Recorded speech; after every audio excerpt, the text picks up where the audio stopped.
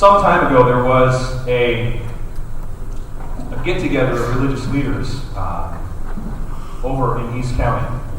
It was one of the leaders is well-respected, lives out in Bellevue, and has a beautiful home, as folks in Bellevue seem to have. And he gathers a group of people together, important prominent figures of the city, well-known figures of the city, and they've been working very hard. He's a conservative, and they've been working very hard to see strip clubs shut down, not only in the city of Seattle, but even in the metropolitan area of Seattle, so the surrounding cities of Seattle as well, going down into Tacoma. And so he's been championing this cause for some time. He's had some success, and he decided to sort of throw a dinner party for his constituents.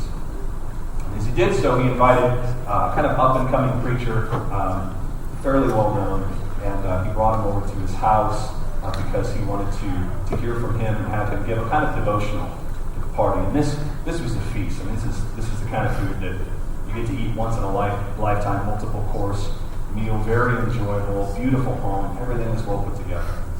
And as they introduce this guest preacher that's visiting the Northwest, everyone's sitting down and exchanging pleasantries.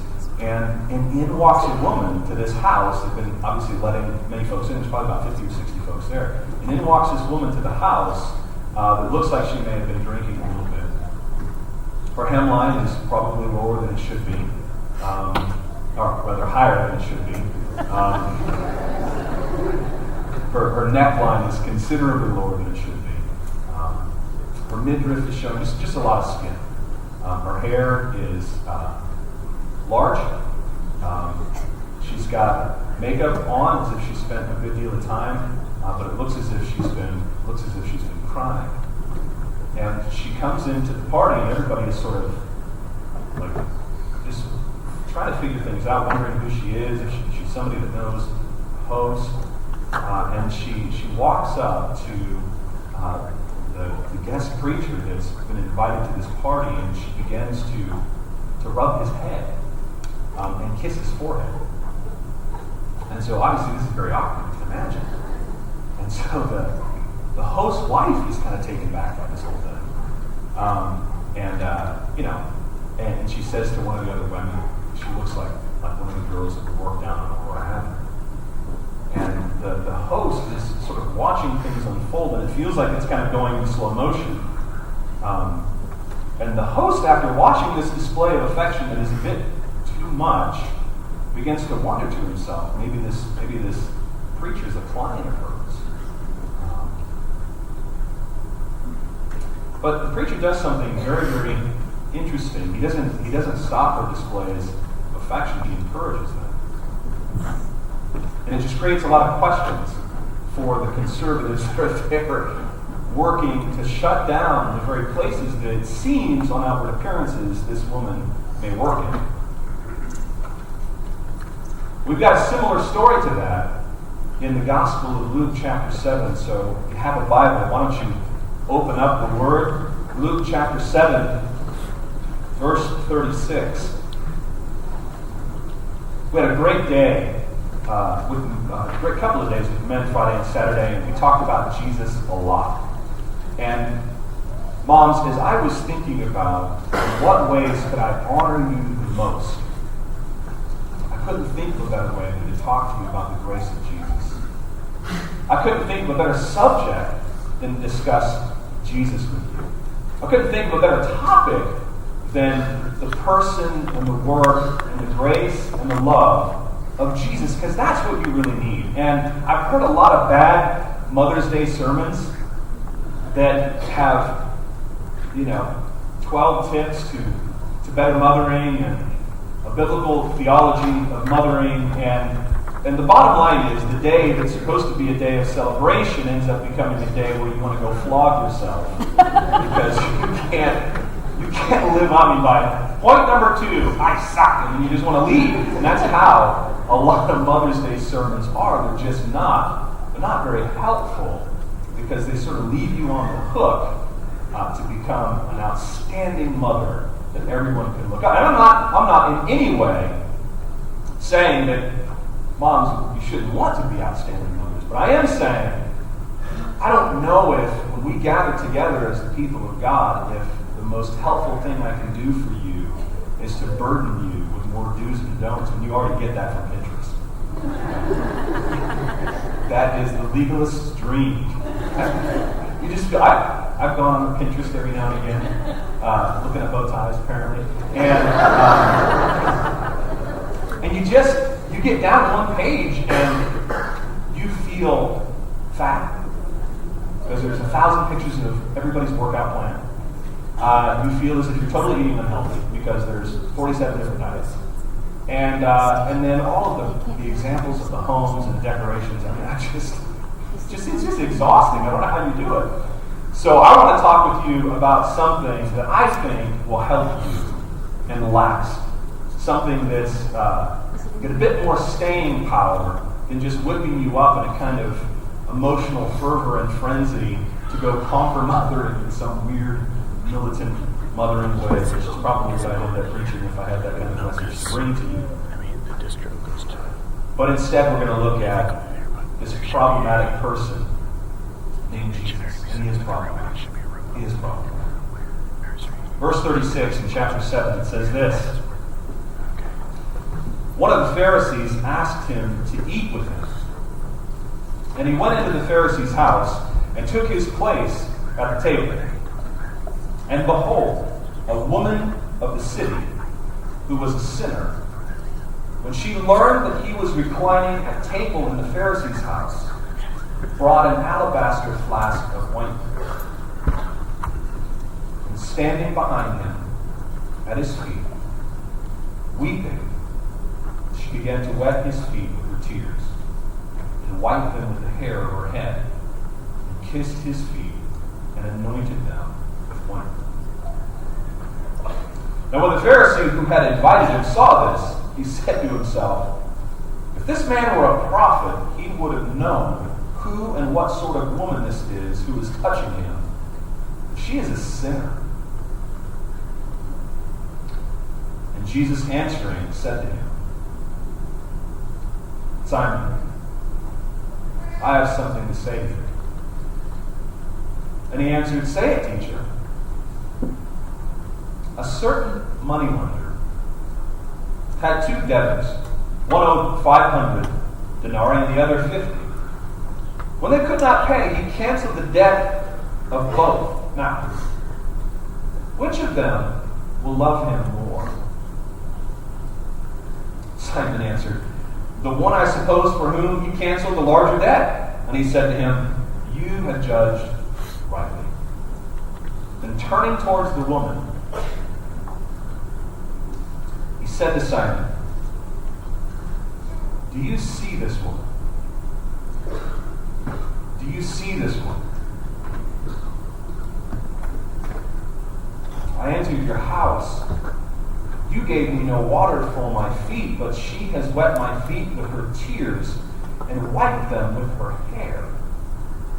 You gave me no kiss, but from the time I came in, she has not ceased to kiss my feet. You did not anoint my head with oil, but she has anointed my feet with ointment. Therefore, I tell you, her sins, which are many, are forgiven. For she loved much. But he who is forgiven little loves only little. And he said to her, your sins are forgiven. Then those who were at the table with him began saying among themselves, who is this who even forgives sins? And he said to the woman, your faith has saved you. Go in peace. Wow. Wow. Now, if you're a religious conservative, I'm a recovering religious conservative. My name's David. I've been sober. No, I haven't been. I have not been sober at all. This is a troublesome passage of Scripture, isn't it? And really the best word to describe this entire scene is scandalous, because it is scandalous. Incredibly so. Incredibly so. Because this blows away all conventions that we have about what it means to be holy, what it means to live righteously, what it means to walk in God's ways, living faithfully in His world. And Jesus, in this story, begins to press buttons in us that we didn't know existed until we read a story like a prostitute who comes and gives him way too much affection wearing way too little clothing. And then all of a sudden, there's kind of bells and whistles that goes off in our head, and the way that we deal with it might be, well, this is Jesus, right? So apparently He is not a man, He is God, and therefore doesn't have any of the normal man tendencies when a prostitute touches him. Because it's Jesus. Right? Or we go to the other extreme, which is being rather disgusted by Jesus' reception of this kind of affection. In fact, when I preached this message last time in San Diego in our church, a church that for many, many years had been a church welcoming people into our community that had struggled in all sorts of ways. I mean, all sorts of ways. We had a ministry that ladies were involved with that had been in the industry of erotic dancing, and they would go into clubs and just love on the ladies and serve them and ask how they can pray for them. So I share this with you only to tell you not that it was a great church, but it was a church that valued the grace of God and the place that the people of God have in this world. And when I preached this message last time, we had a couple families leave our church. Primarily because of the modern day example that I gave, which by the way was fictitious. And what they couldn't grasp was this idea of God receiving this kind of affection from someone who seems so dirty, so unclean. And for religious people, where we struggle is we struggle on the slippery slope of righteousness that we think we are personally responsible for creating and maintaining, so much so that it causes us to see people unlike us as not only unclean, but their uncleanness being contagious. And if we want to live good, decent, moral, righteous lives, then logic would tell us, according to the world's logic, that we need to steer clear of anyone that is unclean and unrighteous and may exhibit sinful traits and behaviors that perhaps could rub off on us, like the Ebola virus. And Jesus continues to display a kind of grace that is, as I said, almost ridiculously scandalous, is it not? Almost ridiculously scandalous.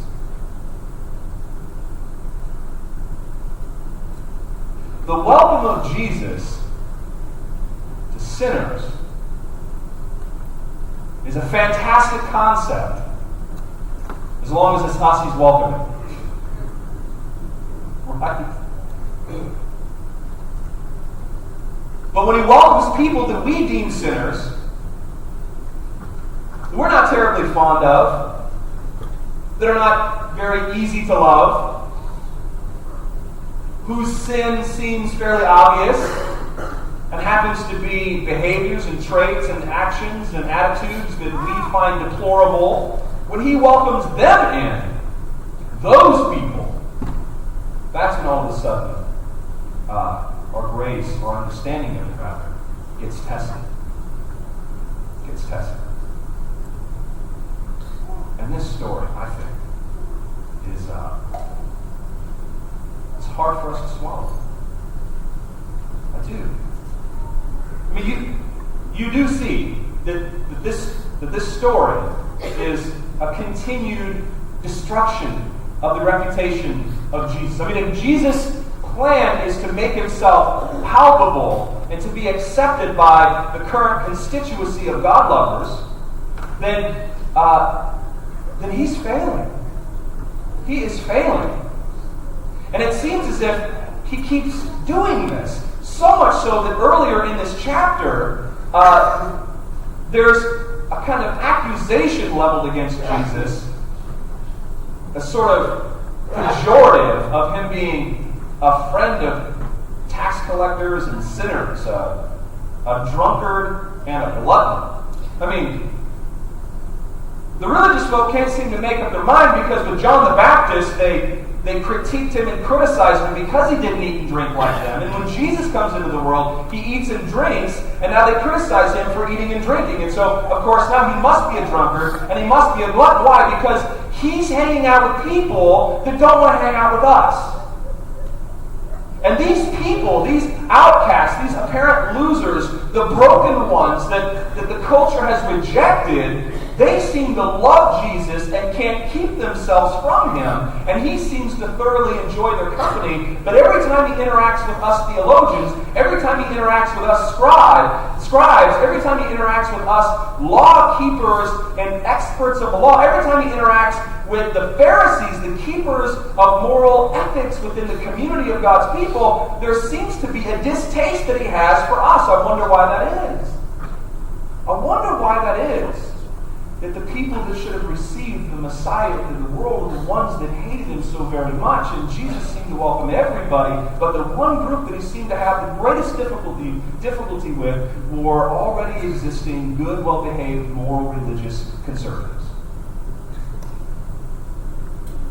Now, by the fact that I've used the word conservative, I know you already have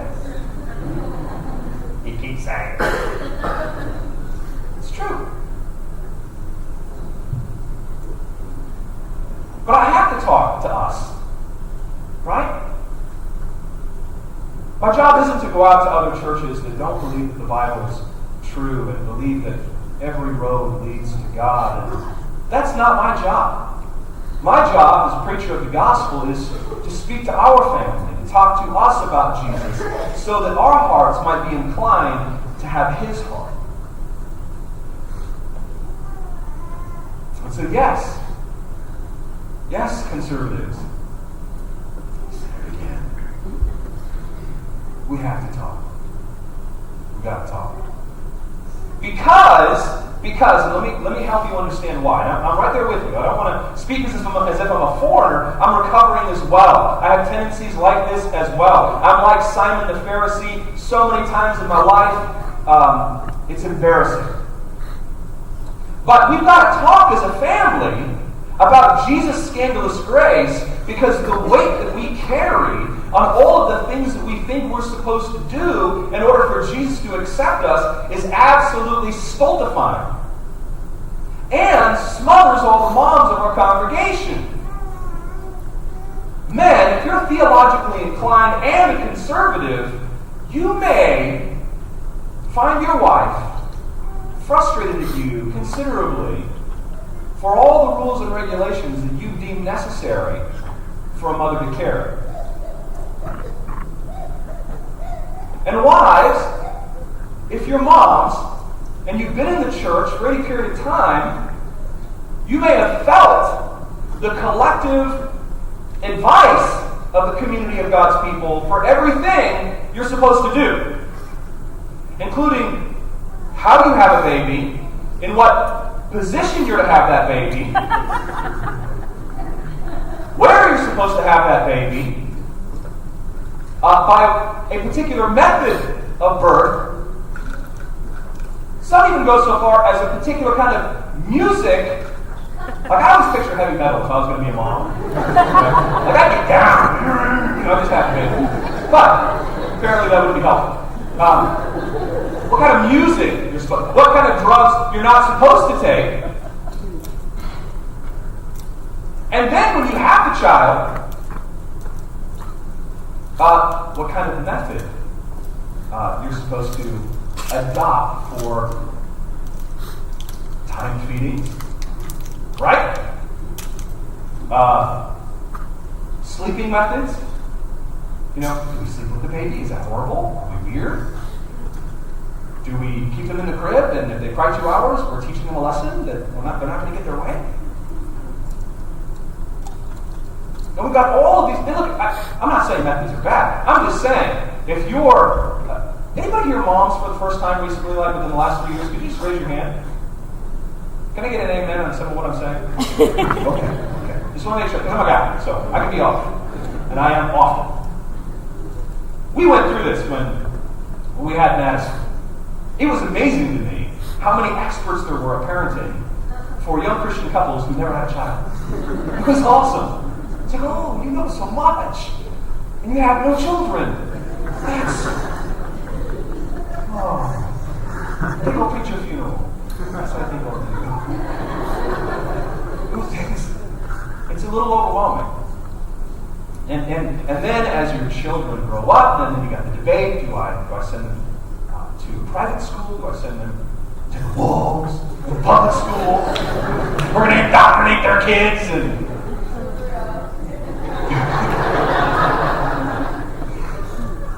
now we got the charter school debate. Now totally screwed up. What do I do with that? Do I homeschool them? And then what kind of homeschool curriculum do I use? Is it the trivium? The classical trivium? I mean, it's just crazy. It's crazy how much we give to one another by way of what appears to be good advice that really feels like a lot of law that becomes crushing. Just becomes crushing. Now we have some folks, I know Blagoviches and others, my daughter's going to be reaching that age soon. We already started talking about going off to college and what that means and the whole decision, and then you got the debate even there, and then you've got your pride wrapped up because you want to present yourself and having it together. What do your kids go do? What major do they go to? What if they don't go to college? What does that say about me as a parent? And if they go to college and they do art, heck, they'll never make any money. They'll always go to work. They'll live in my house. Like, that's it just continues. It continues and continues and continues. And what we do is we have a tendency to try to take in all this advice, all this counsel on the way that we're supposed to be good, conservative Christians, and we end up becoming crushed under the way. And who can bear it? Who can bear it? But what Luke is trying to do in this gospel is he's trying to get us to understand the nature of faith. That's the whole point of his gospel, is he's wanting us to understand the nature of faith. And what does it mean? And what does it look like? And what kind of grace does this God give? And how different is this from the standards of the world or from the expectations of the religious? And how much have people missed him, both that claim his name as well as those that hate him? How much have they missed him because they just don't understand him, and instead they've been given a concept of God, but they've not met God? And what Luke is doing is trying not to give us mere theories about Jesus and a theology of Jesus and abstract ideas of Jesus, but he wants to give us Jesus face to face. He wants you to see him. He wants you to listen to him. He wants you to know him. He wants you to come in close contact with him, not because your sin is contagious and it will defile him, but because his holiness and grace is contagious. And when you come in contact with Jesus, the flood of his healing and forgiving power comes into your life. And this story is a phenomenal demonstration of getting contact righteousness from the truly righteous one. And it's just so rich, this picture of this woman. I wonder what interaction she had already with Jesus. I wonder what rumors she's heard of Jesus, Has the gospel of Christ been gossiped enough to where this woman heard about it?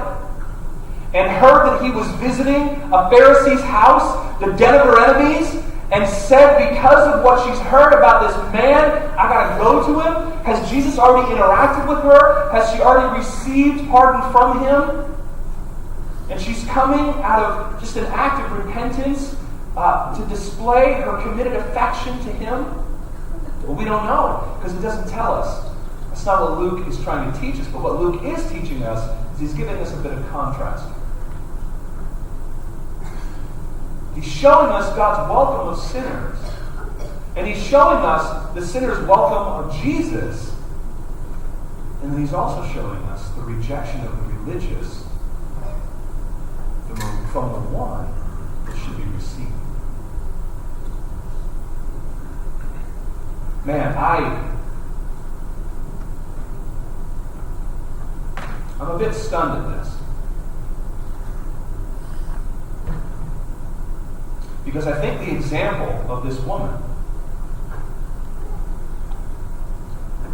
I think the willingness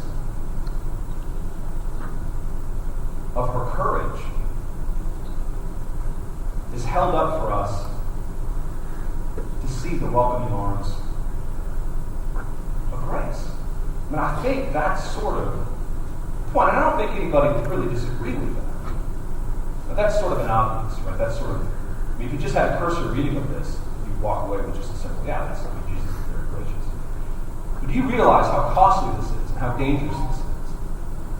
Do you realize what this woman is doing by walking into this house? I mean, you can't imagine that if this house is the house of a Pharisee, and with him are the Pharisees and religious leaders, and their responsibility, as I said, is to ensure the moral ethic of the community of God's people, that they are probably the ones that pronounce this woman the sinful woman of the city. I mean, that title is not one that she created for herself. That title is a title bestowed upon her by people trying to stay away from this case study of what not to do and what not to be. She's the sinful woman of the city entering into the house of those that gave the title.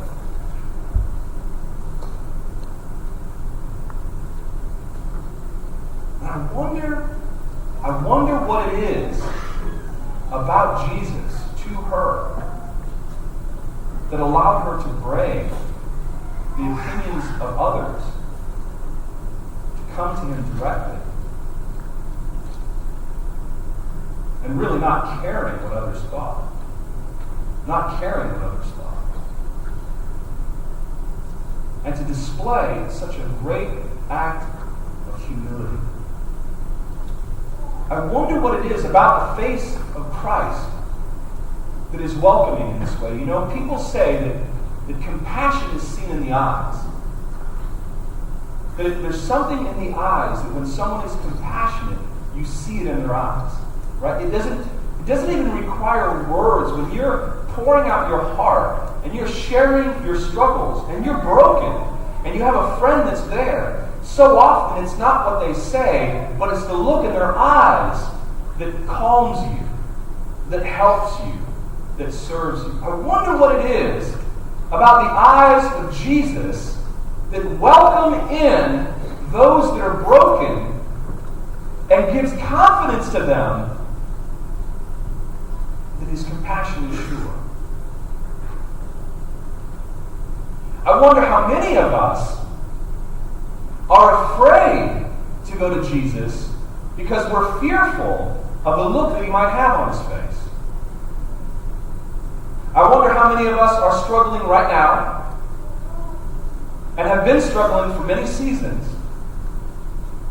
And part of your struggle is that you don't feel worthy enough to go to Jesus as you are. Because you think in some strange way, though story after story like this is given, that Jesus is going to have his brow furrowed and his arms crossed, and he's going to make you grovel with foot tapping. Yes, recount more. Come on, tell me more. And he's going to make you wallow in self-pity. He's going to make you struggle in guilt. He's going to make you feel the shame of your sin. And so you prefer, instead of going through all of that, to just simply clean yourself up on the side and wait until you're more respectable before you go to the one that's to welcome. I wonder how many moms that feel like abject failures because of the decisions of your children. I wonder how many moms are struggling right now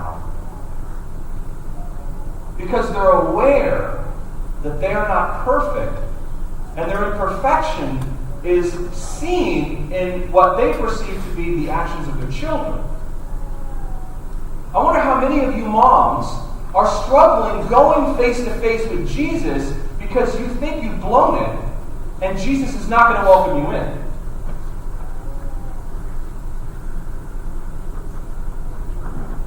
I wonder how many of you are here that can't be moms. For whatever reason. Maybe you're unmarried. Maybe you're married and biologically it's just not happening. Maybe you're married and the husband that you're married to doesn't want kids. I wonder how many of you are struggling with seeing the face of Christ being compassionate for you because you think it's all been a cruel game. Well, the face on this Savior in this story seems to be one of welcome. Seems to be one of welcome. But how far is his welcoming grace pushed? I mean, it's pushed pretty far, right? I mean, you understand, this woman, when she comes in, she's a prostitute, which is sinful woman of the city. When she comes in, she's probably dressed in the attire of her craft. And when she comes in, she does something that's so incredibly shocking. She lets her hair down and washes his feet, which is very intimate. Very, very intimate. Now, just so you know, you wouldn't let your hair down. I mean, that was bedroom behavior. You didn't let your hair down. You were supposed to keep your hair up. Your hair being let down was reserved only for your husband. So for you to let down what would be considered, as Scripture says, your glory, which is your hair, was an incredibly scandalous, erotic act. Now, it's not erotic on her part because there's something going on here that we're going to get to in a minute, but you have to understand from those that are watching, I mean, you need to get in their shoes. You need to see what's going on. You need to sort of participate in this story on some level and figure out who you are in this story. Are you the observer trying to figure it all out, wondering what's going on? Are you Simon that's having great difficulty, wondering what in the world this man who's supposed to be so righteous is doing? Are you the woman? Or are you just someone outside that is afraid to enter in? Because both the righteous and the unrighteous freak you out, and you're not quite sure what to say. Either way, there's a kind of provocative testing going on of the welcoming grace of Jesus that the storyteller Luke is trying to get us to capture here. The intimacy of her being on her knees and washing his feet, the intimacy of her hair being the instrument by which she washes his feet, Jesus not stopping her, but welcoming her to continue apparently this affection. All of this is heightening the tension of the story. All of this is testing this welcoming grace to really see what is it made of. Because here's the thing, we can talk about welcoming grace a lot. We can even talk about God's welcome towards us and his grace a lot, but we don't know until it's tested. And we either have to give that kind of grace to someone, or we have to receive that kind of grace from him. And these kinds of stories in our lives are opportunities for us to capture and grasp more deeply God's grace towards us.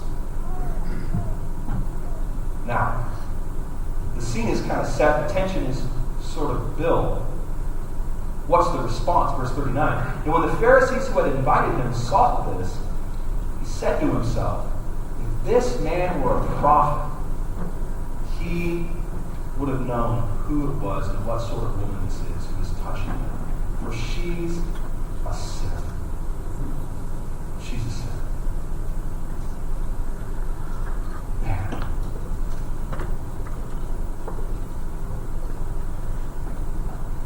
Last year, I had a chance to preach on Mother's Day. And I don't know if you guys remember this, how many were here last year. But I got to preach on Mother's Day, and the night before was Madison's, she went to prom. She was a freshman, so she went with one of her friends. So guess what? Last night was prom. No, we didn't sit in the parking lot for 3 hours like we did last year.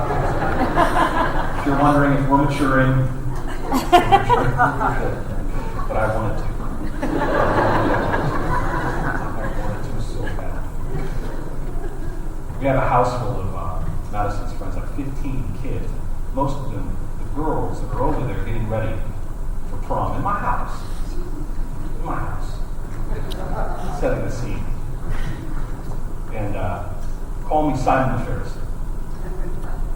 Because, of course, what I begin to do is my analyzation of the character of these girls, some of which I don't know, based on the amount of sparkle glitter and the length of the dress. Now, this is all very funny to me, sort of, because I know that I have to preach this story the very next day. So if ever I was to be on my best behavior, it would have been last night. You, sir? Yeah, that's me. Because the gravitational pull for me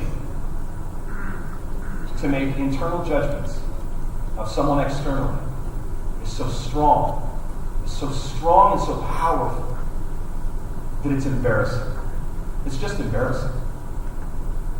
I'm just being truthful with you. It's embarrassing to me that I get paid to talk about Jesus' grace. I get paid to prepare messages about Jesus' welcoming grace. And apparently, I should be paid less. Man, I get it. I get Simon in this story. You know, I see the right thing to say for me, maybe for you, is, oh, the woman, I'm more like her. I'm more like the woman that understands the depth of her sin and is broken over it in repentance. She comes to Jesus and is welcomed by him and forgiven of her sin and pardoned and restored and declared publicly that she's been forgiven so she could be reconstituted and welcomed by others.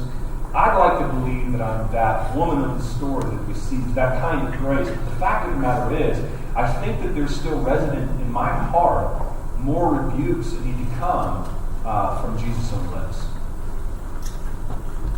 So when I hear Jesus speak to Simon, the Pharisee, I feel like he's speaking to me, and what Jesus says to him after just having Simon the Pharisee ponder whether or not Jesus could be a legitimate prophet. Of course, Simon's only talking to himself at this point. He's not talking to anybody else. But Jesus, being a prophet, empowered by the Holy Spirit, knows what Simon's thinking, and so Jesus, go ahead, just begins a conversation with Simon. And he says to him, Simon, I have something to say to you. Usually when Jesus says that to me, I got to sit down. Thankfully, Simon's already said it. Simon, I have something to say to you. And he answered, say it, teacher. It gives him still some respect. You see, and then he tells the story. There's a moneylender, and he owed 500 denarii to a creditor. And another man owed 50. And they were both forgiven of their debt. And the question that Jesus asks is,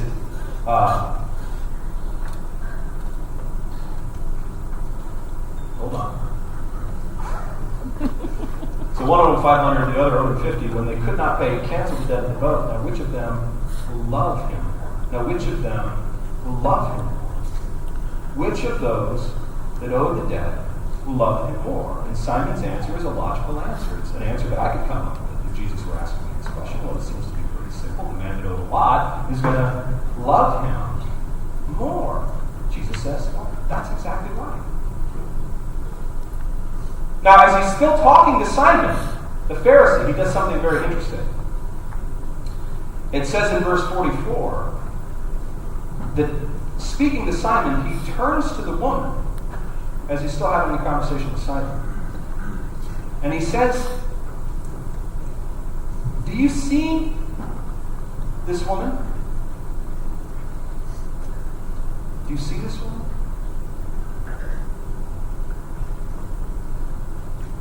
See, for the Simons in our midst, this is a good question.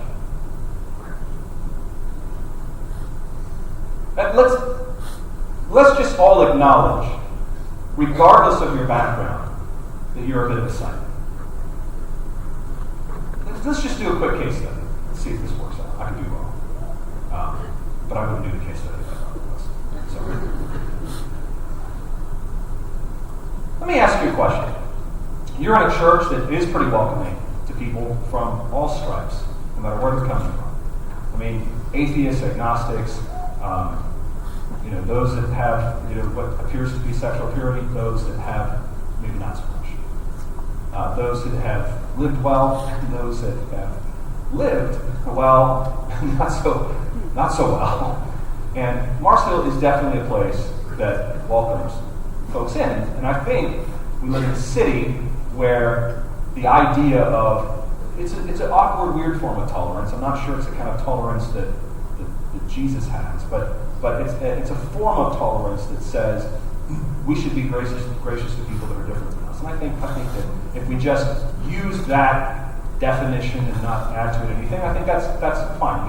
We should be gracious to people that are different than us. I believe that the grace of God compels us to be gracious to people that are different from us. And I think that's absolutely true.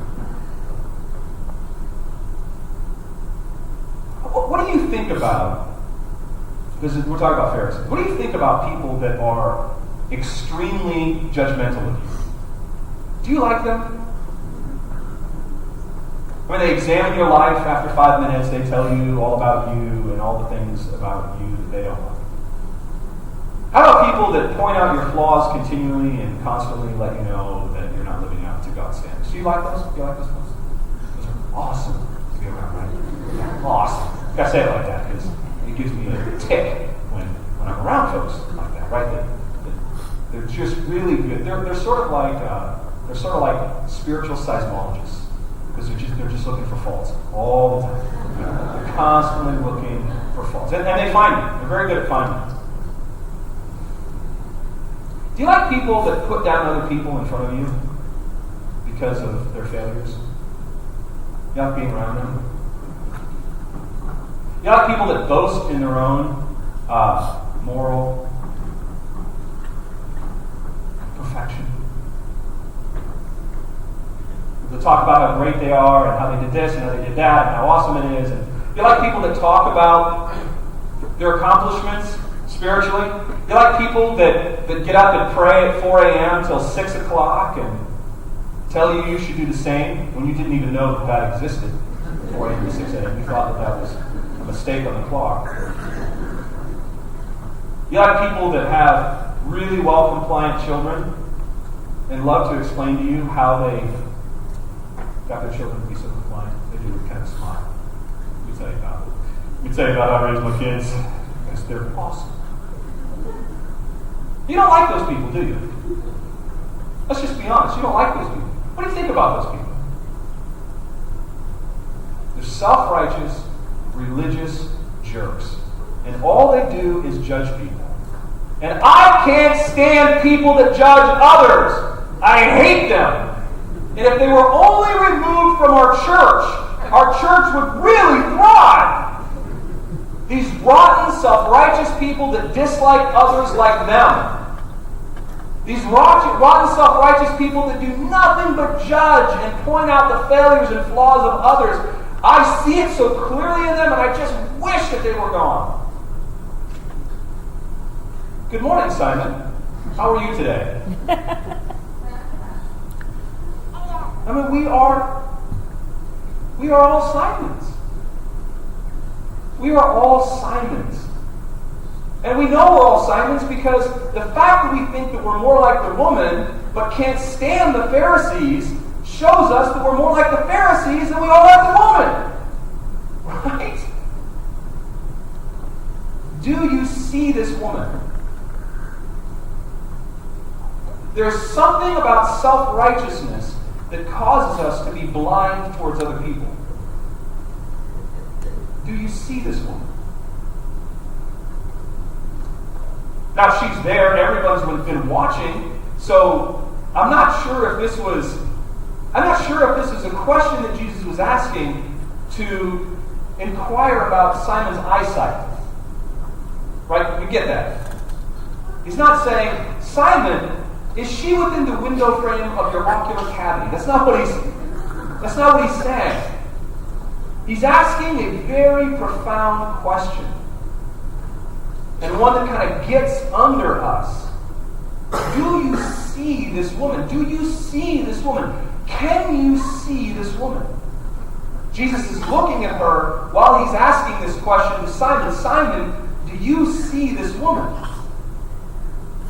40 plus times in the New Testament, it is said of Jesus, and he looked at them, and he looked at her, and he looked at him, and he looked intently at them. 40 plus times the Bible describes an act of Jesus looking at someone. There is something powerful about Jesus looking at someone that the Bible feels the necessity to tell us 40 times that Jesus performs this act. Jesus looks at them.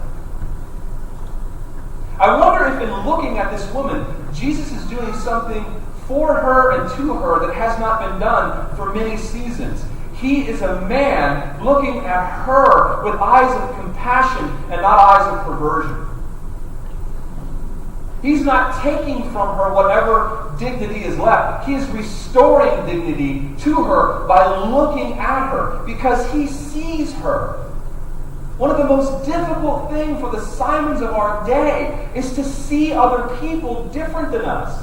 And we struggle so mightily with us because we don't want to see others that are different. We don't want to see others. We don't want them to fill up our eyes. We don't want them to darken our vision. We don't want to get them in our peripheral because we're fearful if we see them, that will conjure up all kinds of emotions towards them, either emotions that we're embarrassed by because of how we feel towards them in judgment, or it might possibly cause us to see them as more than a caricature on an object that we've made them, and maybe, just maybe, our heart might begin to beat in compassion for them, and we don't want to risk that, because that is very dangerous.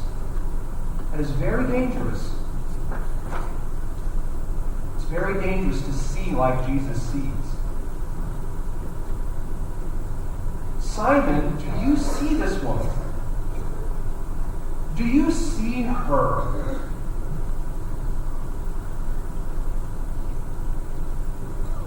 You know, I'm not a fan of like progressive therapies. When I know I felt the necessity to explain that, as if you'd assume I was a fan of progressive therapy. I'm also not 7 feet tall, just in case you're curious. But I wonder if, for some of you, I wonder if this isn't so much a matter of and for some of you this might be your inability to see someone that is hurting and broken and needy. But I wonder if you're struggling with being able to see yourself. I wonder if the difficulty of vision for you is the way in which you see yourself. And I wonder how many of you are struggling with being able to even look at yourself for fear of what that might conjure up. Perhaps the same kinds of emotions. One of disgust and judgment and guilt for what you see and kind of ridicule and condemnation. Or I wonder if it's fear of really seeing yourself as you truly are, because it might mean that you actually need to believe the grace of God is for you, and that's very risky.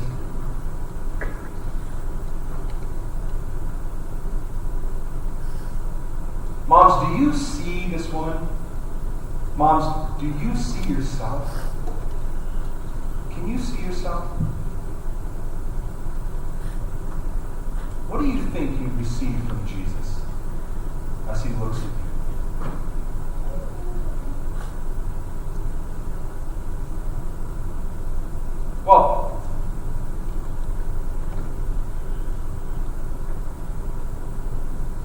then says a bit of a rebuke to Simon and a kind of clarification as to who the true host is. Now, I entered your house and you gave me no water for my feet. But what she's done is she's wet my feet with her tears and wiped them with her hair. You gave me no kiss. But from the time I came in, she's not ceased to kiss my feet. You didn't anoint my head with oil, but she's anointed my feet with ointment. Therefore, Simon, I tell you, her sins, which are many, are forgiven. She loved much.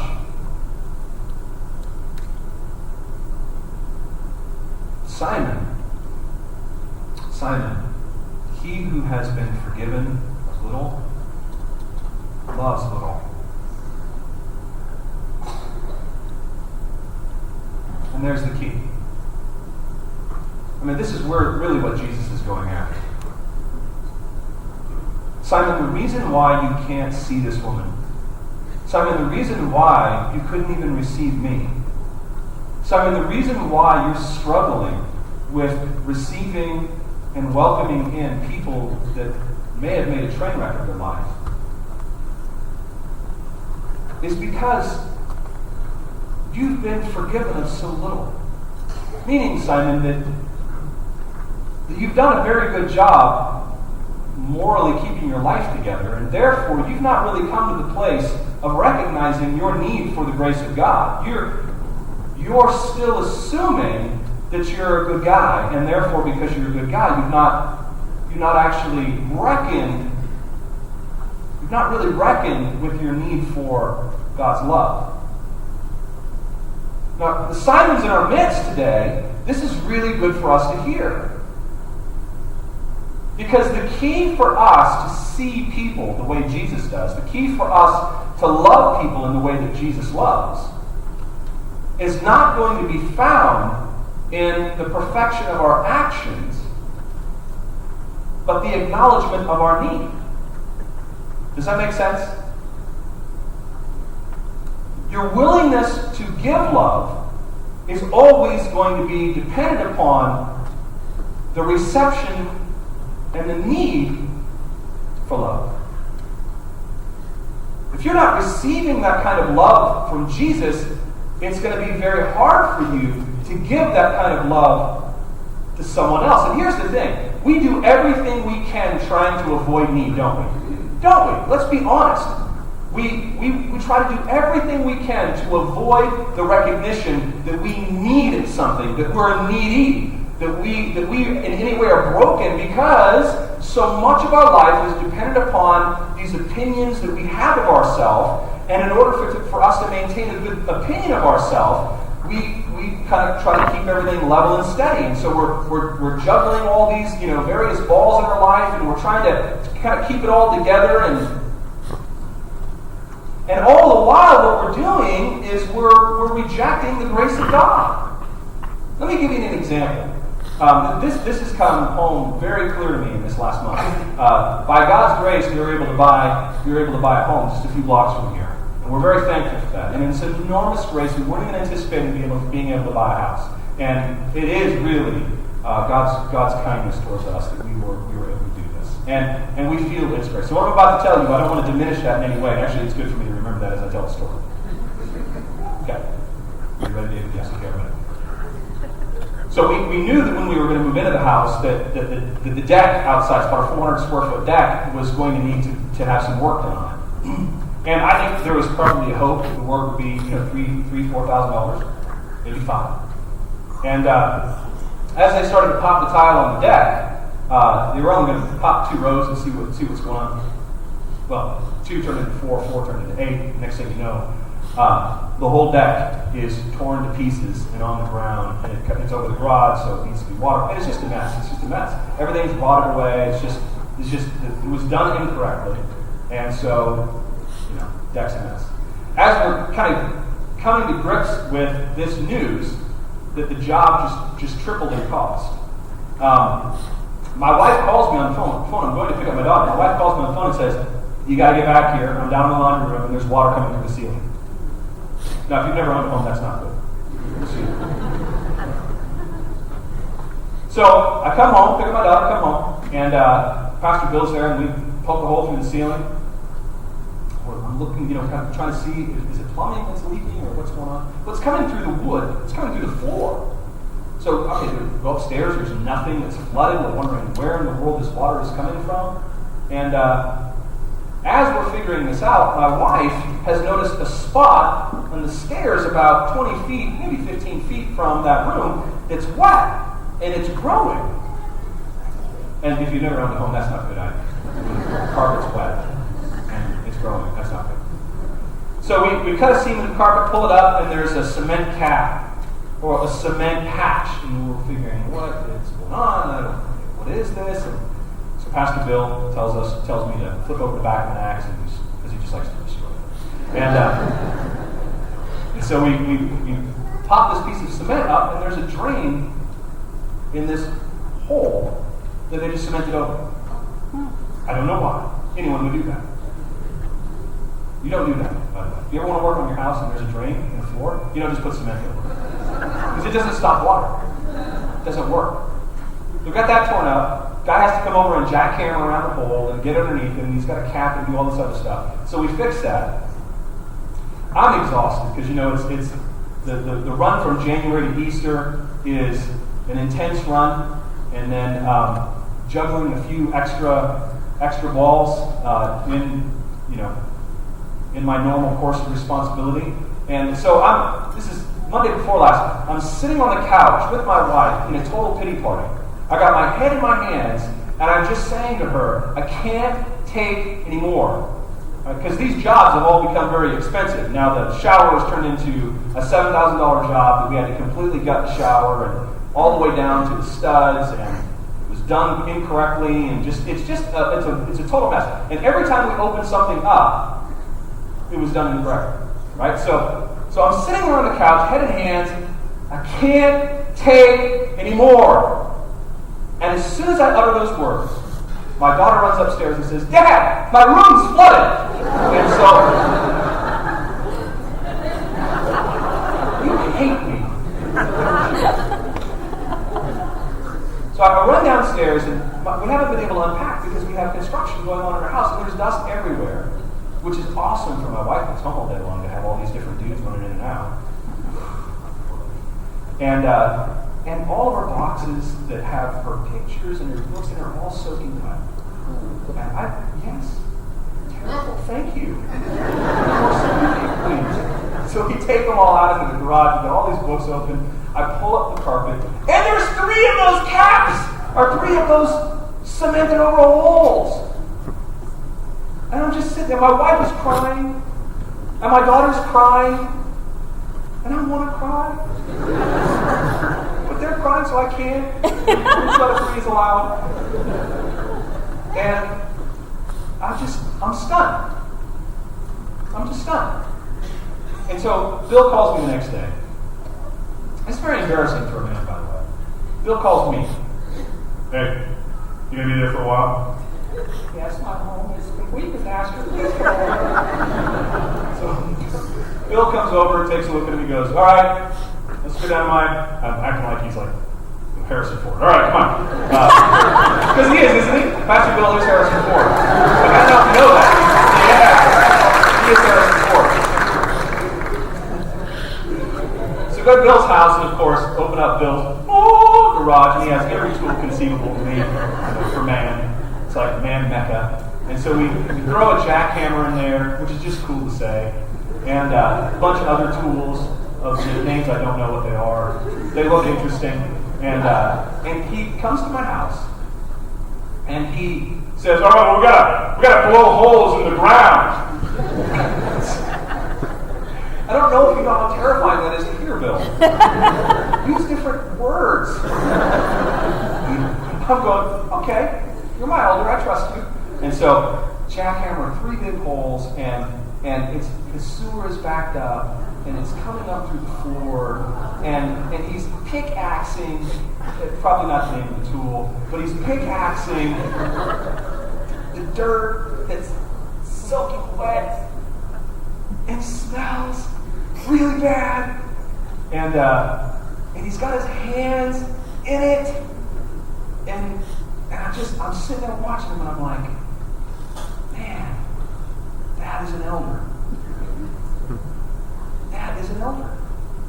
He comes over to your brokenness, he knows your need, and he gets his hands in the mess to serve you.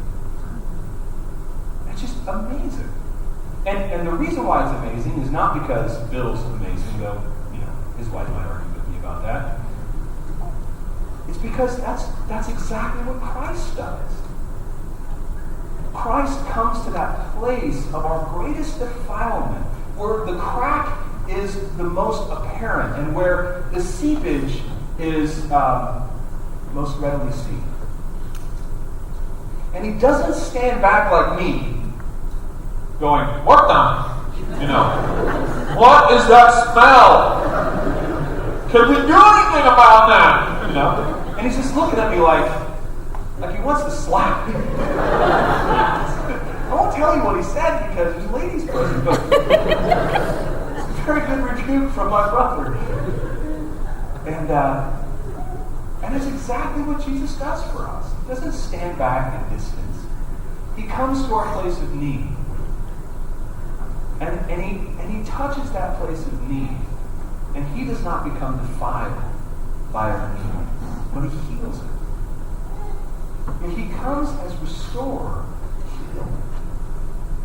But that's the love of God put on such clear display in such stark relief and seen in such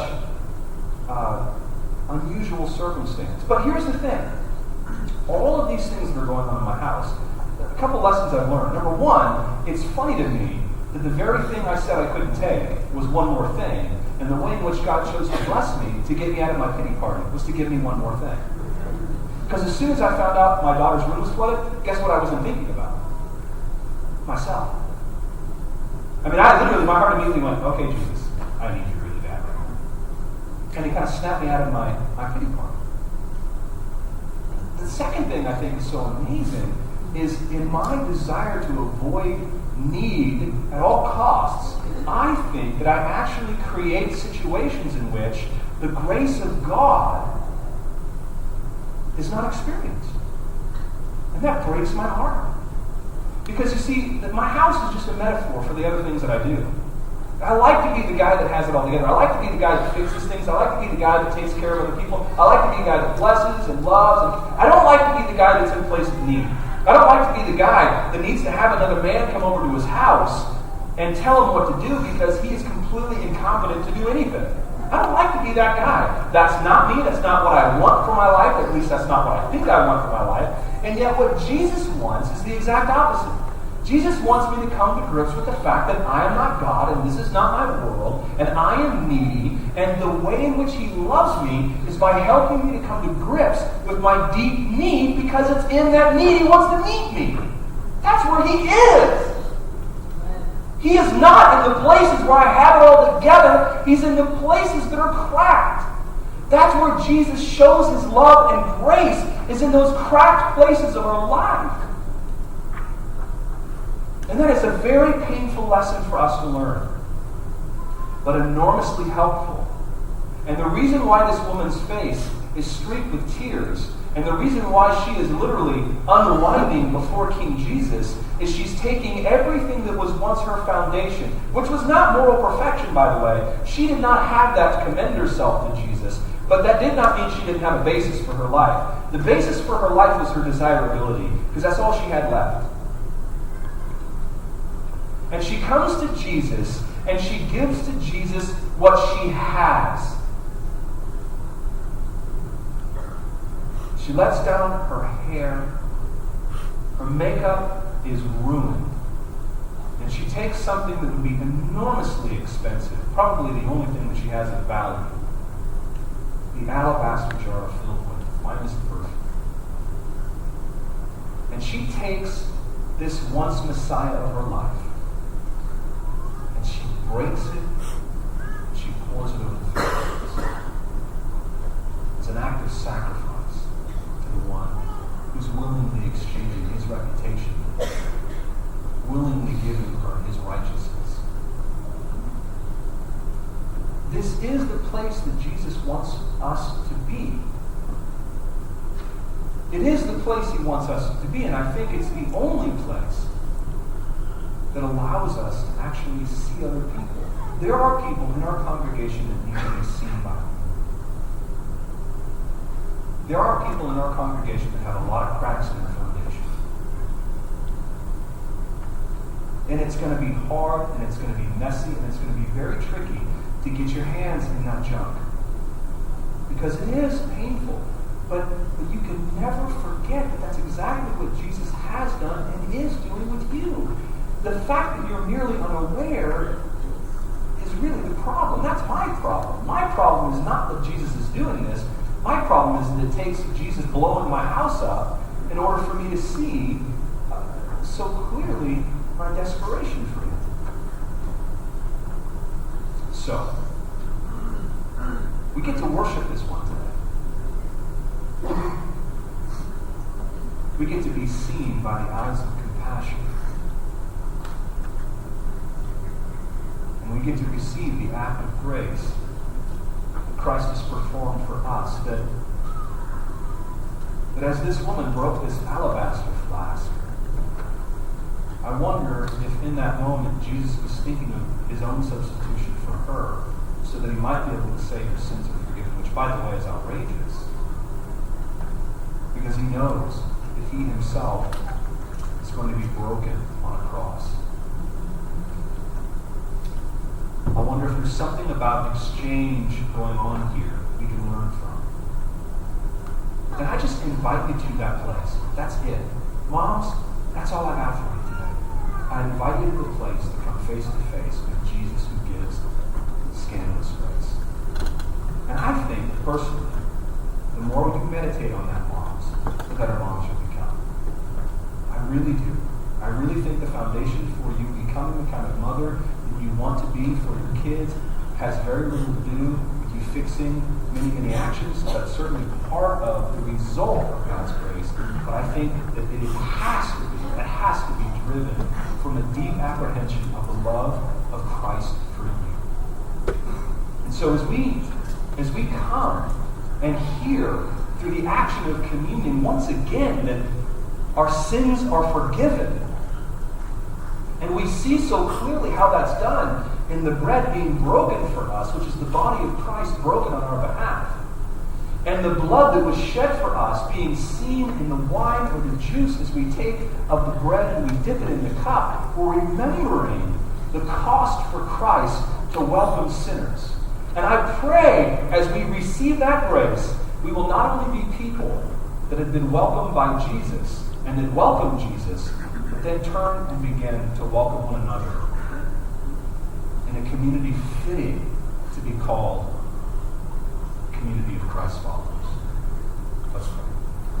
Father, thank you for your grace and thank you for your mercy. Lord, thank you for helping us see our need in this story, though we confess most often what you want us to see is multi-layered. And it takes peeling away a few of our preconceived notions to get to the heart of who we've been. Lord, I just thank you that you are gracious to us to show us how much we're like Simon. And yet, Lord, I thank you so much that even Jesus' actions before Simon are an invitation to him. And therefore an invitation to us. Lord, thank you for welcoming sinners. We pray as we take communion that we would do so with hearts liberated and free, because the face of our Savior is a face of joy and of compassion and of grace. And I pray that God would light our hearts to be a people of joy and grace to others. Lord, make this so in our community.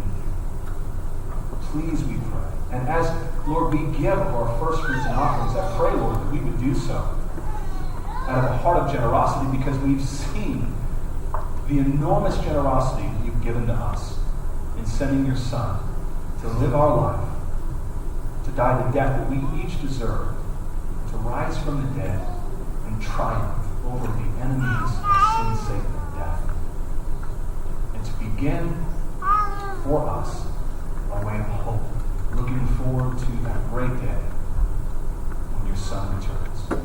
And so, between now and then, Lord, we pray that we would live in light of that hope, and that our giving would be multiplied, and we would be a people that speak of this good news in word and deed.